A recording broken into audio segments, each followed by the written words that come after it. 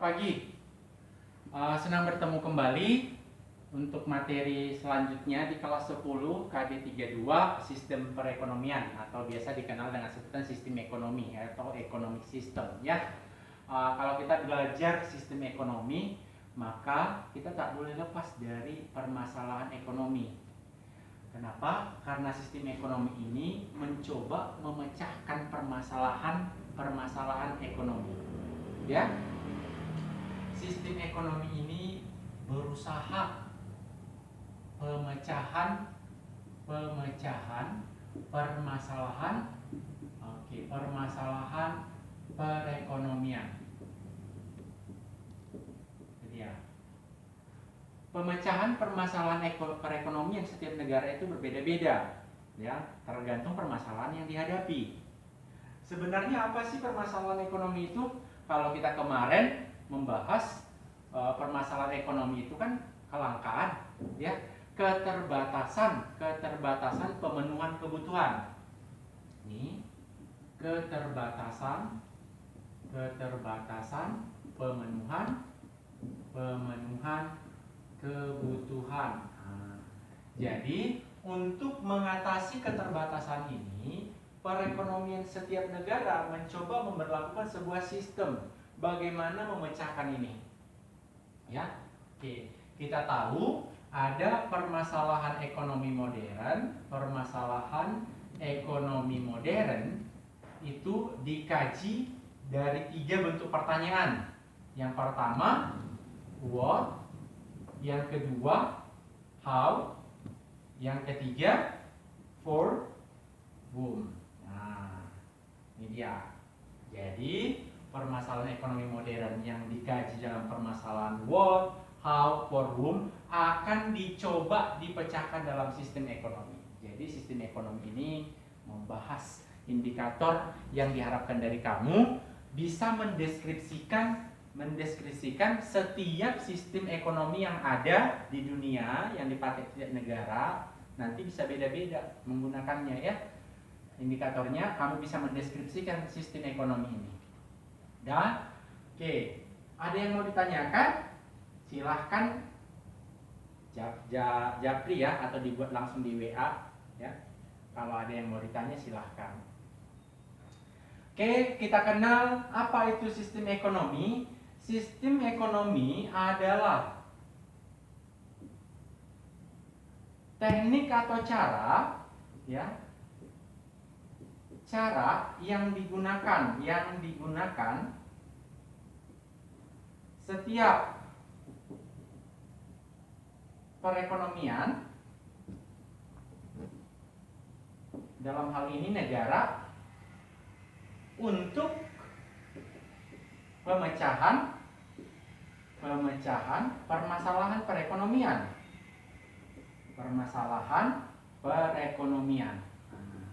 Jadi seperti Bapak katakan tadi, setiap negara itu beda-beda sistemnya, beda-beda caranya, beda-beda tekniknya, tergantung negaranya menggunakan yang mana. Ya, oke. Pertama kita lihat ada jenis sistem ekonomi. Yang pertama ada sistem ekonomi tradisional. Oke. Untuk sistem ekonomi tradisional, Bapak mau katakan sebenarnya bahwa ini nggak perlu lagi dibahas. Kenapa? Karena sistem ekonomi tradisional ini nggak ada lagi sekarang. Ya, ini berlaku pada zaman-zaman era ekonomi sebelum modern ya. Sebelum modern. Sistem ekonomi kalau pernah kamu kaji masih barter alat bayarnya, perekonomiannya, produksinya masih sederhana. Itu di sistem ekonomi tradisional. Itu nanti bisa kamu baca. Kalau sekarang kan setiap negara nggak ada lagi yang menggunakan sistem ekonomi tradisional ini. Biasanya sistem ekonomi tradisional ini digunakan pada zaman-zaman dulu, zaman-zaman kerajaan, ya, itu dia. Yang kedua, sistem ekonomi liberal. Sistem ekonomi liberal ini disebut juga dengan sistem ekonomi pasar. Sistem ekonomi pasar bebas, ya, pasar atau pasar bebas. Oke. Sistem ekonomi liberal ini diperkenalkan oleh seorang pakar ekonomi, ya, pakar ekonomi yang bernama Adam Smith. Adam Smith. Sistem ekonomi liberal diperkenalkan oleh Adam Smith dalam bukunya yang berjudul, dalam sebuah buku yang berjudul The Wealth of Nation. Nah, ini judul ringkas ya. Sebenarnya judulnya itu adalah An Inquiry into the Nature and Causes of the Wealth of Nation. Sekali lagi, judul asli buku Adam Smith, ya, yang memunculkan yang melahirkan sistem ekonomi liberal adalah An Inquiry into the Nature and Causes of the Wealth of Nation. Buku ini terbit tahun 1776. Katanya dalam buku ini yang memunculkan sistem ekonomi liberal, ciri yang pertama, bahwa manusia katanya adalah Homo economicus. Nah, bahwa manusia itu katanya adalah Homo economicus, yang artinya bahwa manusia tidak akan pernah merasa puas dengan apa yang ada. Mereka akan selalu berusaha mendapatkan lebih dan lebih. Nah, itu dia. Yang kedua,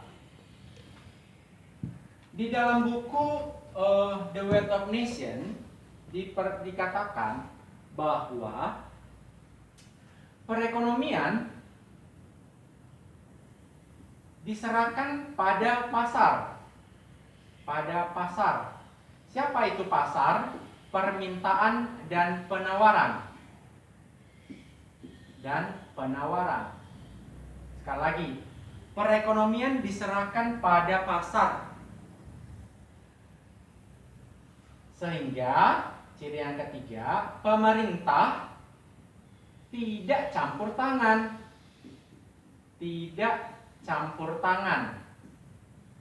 Campur tangan terhadap perekonomian. Lalu Pak, bagaimana jika terjadi permasalahan dalam perekonomian? Nah, jika terjadi permasalahan dalam perekonomian, dikenal oleh Adam Smith dengan sebutan teori the invisible hand. Nah, tangan-tangan tak tampak. Artinya, biarkan perekonomian itu mencari solusinya sendiri. Ya, biarkan perekonomian itu mencari solusinya sendiri. Jadi pemerintah Pak nggak campur tangan, enggak, biarkan saja. Akan terselesaikan dengan sendirinya. Itu dia. Manusia Homo economicus, perekonomian diserahkan pada pasar, pemerintah tidak campur tangan, dan konsep the invisible hand. Yang kelima, hak milik diakui. Artinya ada kebebasan untuk pemilikan faktor-faktor produksi. Pak, jika seperti ini berarti bisa dong yang kaya semakin kaya, yang miskin semakin miskin. Benar. Pada konsep perekonomian liberal, teori semakin kaya, orang kaya akan semakin kaya, orang miskin akan semakin miskin, akan sangat rentan di sini. Ya, itu dia. Teori sistem ekonomi liberal memunculkan sangat banyak orang-orang kaya dan sangat banyak juga orang-orang miskin. Itu dia. Maka di dalam sistem ekonomi liberal yang mencolok, ciri yang paling khas itu adalah kebebasan.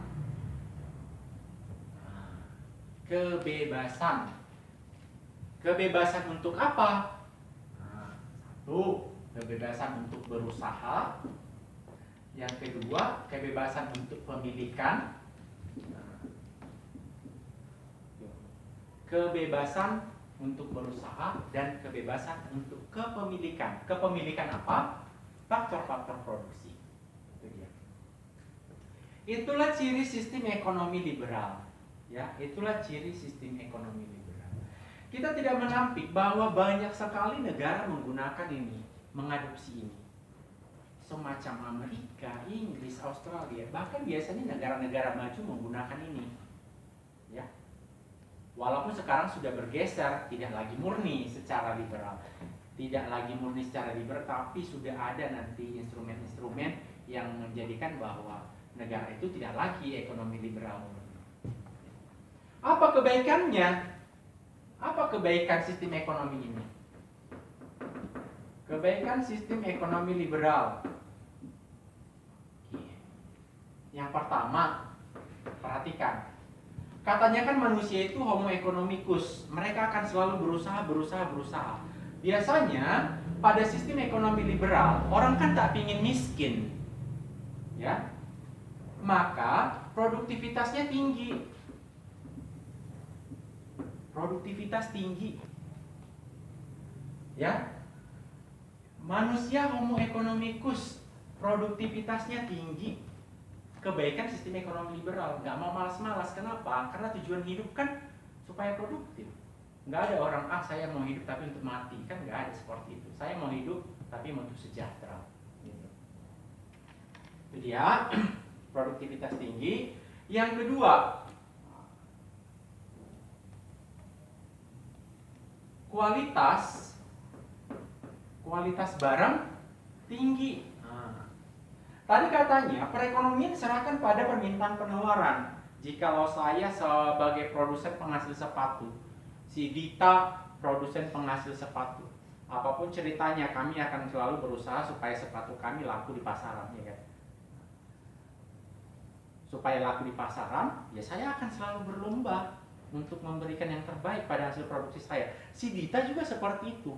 Maka kualitas barang pada sistem ekonomi liberal ini biasanya relatif tinggi. Produktivitas tinggi, kualitas barang juga tinggi. Ya. Oke. Apa kelemahannya? Adakah kelemahan sistem ini? Ada. Sistem ekonomi liberal kelemahannya yang pertama. Ya. Katanya pemerintah tidak campur tangan terhadap perekonomian. Kalau tidak campur tangan bisa terjadi monopoli.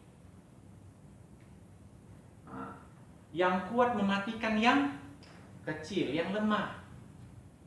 Kenapa? Kenapa Pak bisa demikian? Kan tadi katanya kebebasan untuk memiliki pemilikan faktor produksi. Ya kalau saya semakin kaya, semakin besar pemilikan faktor produksi, maka saya akan berusaha untuk mematikan kompetitor. Nah, gitu dia. Monopoli ya. Bisa. Yang kedua, teori tadi yang mengatakan bahwa orang kaya akan semakin kaya, orang miskin akan semakin miskin, rentan di sini. Jurang kemiskinan semakin lebar, kemiskinan semakin besar. Sangat banyak orang-orang yang miskin di sini. Ya. Yang ketiga, apalagi yang ketiga kelemahannya? Katanya tadi bahwa bisa terjadi monopoli, ya kan? Kebebasan berusaha bisa menjadi kebebasan yang absolut, itu bisa memunculkan rentan terjadi inflasi atau gejolak perekonomian. Apa itu inflasi? Inflasi itu adalah kenaikan harga barang-barang secara umum. Rentan terjadi permasalahan perekonomian lah saya katakan ya. Rentan terjadi masalah ekonomi. Saya ganti, rentan terjadi masalah ekonomi. Oke, itu dia untuk sistem ekonomi liberal. Yang kedua ada namanya sistem ekonomi sosialis.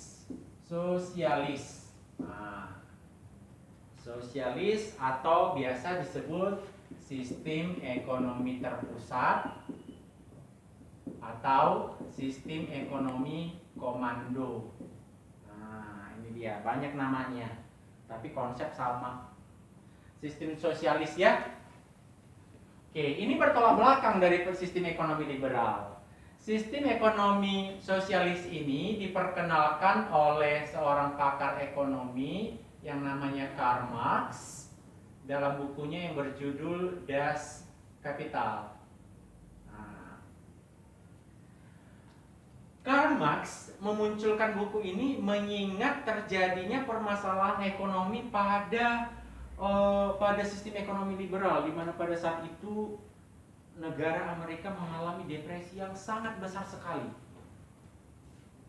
berefek pada negara-negara lain. Ya, Das Kapital ini adalah antitesis dari sistem ekonomi liberal. Cirinya, dikatakan kalau di sini manusia adalah homo economicus di liberal, maka di sini tidak. Manusia itu adalah homo sosialis. Manusia adalah homo sosialis. Nah, itu dia. Bahwa saya tidak bisa hidup tanpa orang lain. Gitu. Yang kedua,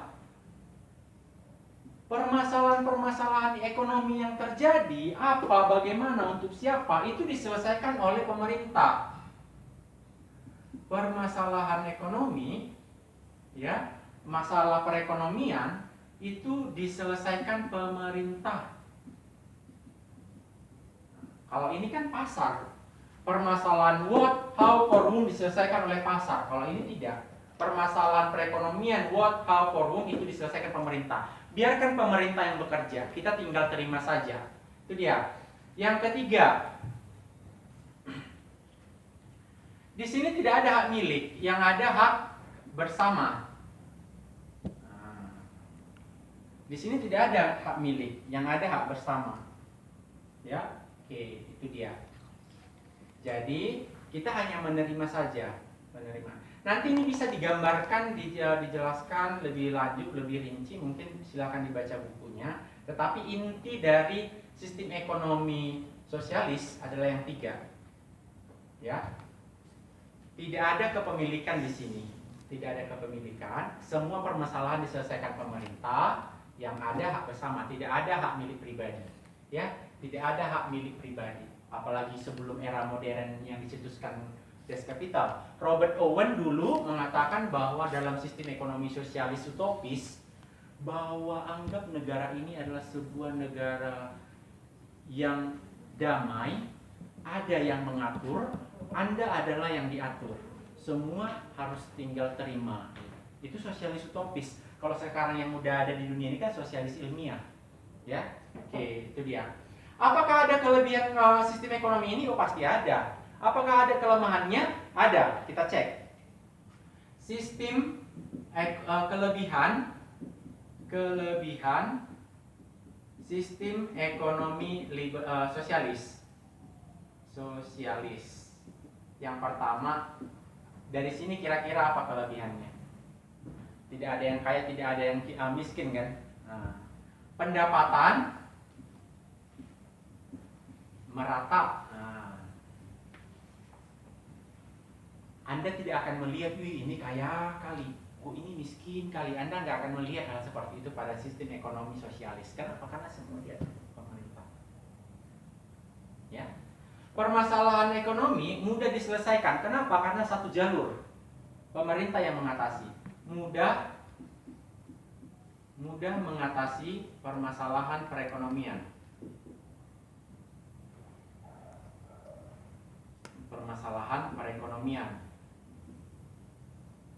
Kenapa? Karena tadi bagaimana, dan untuk siapa itu barang diproduksi kan pemerintah yang ngatur.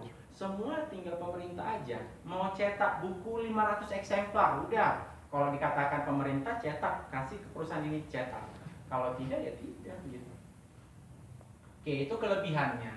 Berikutnya kelemahannya, adakah kelemahannya? Oke. Kelemahan Ada sistem ekonomi sosialis. Satu, kelemahannya masyarakatnya pasif. Kenapa? Karena tinggal terima aja. Pasif artinya dia produktivitasnya rendah. Produktivitas rendah. Dua, kualitas barang kecil. Kualitas barang produksi rendah. Itu dia, kualitas barang produksinya rendah. Kenapa? Ya mau nggak mau kan harus dipakai. Gitu, harus nggak mau nggak mau harus dipakai. Ya. Oke, itu dia dari sistem ekonomi sosialis. Yang ketiga, sistem ekonomi campuran. Oke. Atau biasa mixing economic system. Sistem ekonomi campuran ini adalah mengadopsi sistem ekonomi liberal dan sistem ekonomi sosialis. Yang baik dari sistem ekonomi liberal diadopsi, yang baik dari sistem ekonomi sosialis diadopsi. Jadilah namanya sistem ekonomi campuran. Jadi rata-rata negara ini banyak sekali menggunakan sistem ini. Mayoritas negara menggunakan sistem ekonomi campuran. Sama seperti kita Indonesia. Kita sebenarnya menggunakan sistem ekonomi campuran. Cuman namanya bukan sistem ekonomi campuran, tetapi sistem ekonomi demokrasi. Cek. Indonesia menggunakan sistem ekonomi demokrasi. Cirinya, perhatikan di pasal 33 ayat 1, ya, 2 dan 3. Apa katanya di sini? Perekonomian disusun sebagai usaha bersama. Nah, siapa di sini dikatakan bersama? Usaha bersama yaitu pemerintah dan masyarakat. Dari mana bisa kita lihat Pak pemerintah dan masyarakat? Lihat di pasal 2, lihat di pasal 3.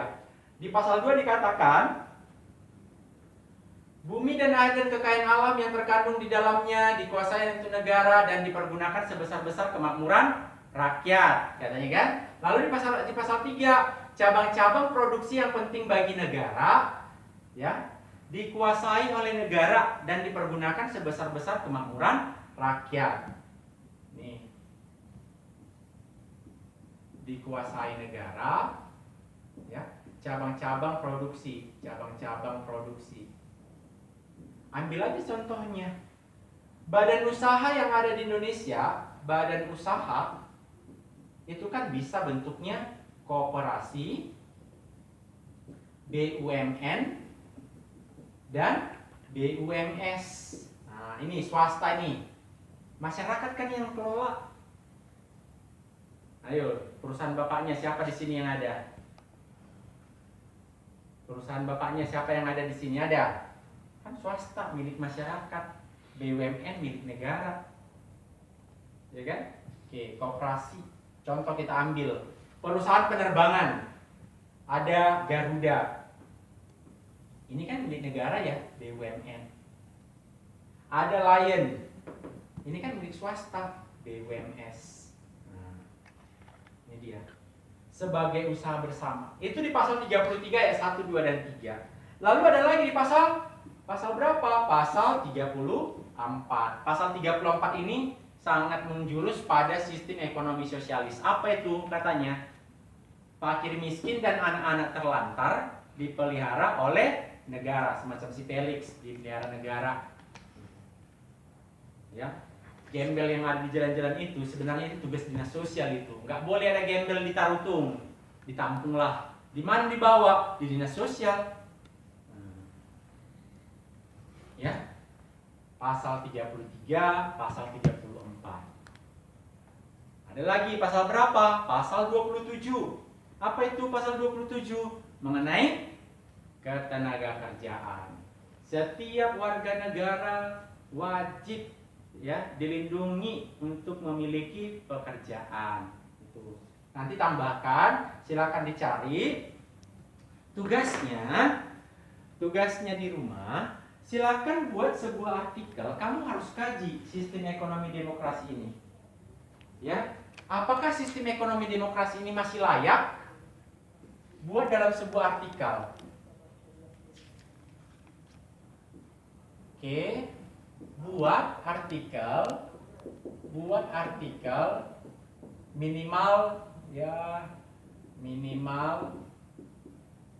300 kata, mengkaji. Ini tema ya, tema. Judul kamu boleh bebas, tema sistem ekonomi demokrasi masihkah layak dipertahankan? Buat artikel sudut pandangmu mengenai sistem ekonomi demokrasi. Buat artikel minimal 300 kata dengan tema sistem ekonomi demokrasi masihkah layak dipertahankan. Ini tema. Kalau judul Anda boleh bebas menggunakannya judul minimal 300 kata, ya. Silakan dikerjakan 4 hari ya, 3 hari setelahnya sejak tanggal kita membahas sesi sistem ekonomi. Oke, itu untuk hari ini. Bapak yakin ini tidak sulit, cukup dibaca saja, dipahami, dinalar ya. Nggak sulit ini. Cuman apa itu sistem ekonomi? Jenisnya ada 1, 2, 3, ya. Sistem ekonomi kapitalis, sosialis, dan campuran. Kebetulan Indonesia mengadopsi sistem ekonomi demokrasi namanya. Silakan dipelajari lalu buat artikel khusus di sistem ekonomi demokrasi. Sampai di sini pertemuan kita. Selamat pagi.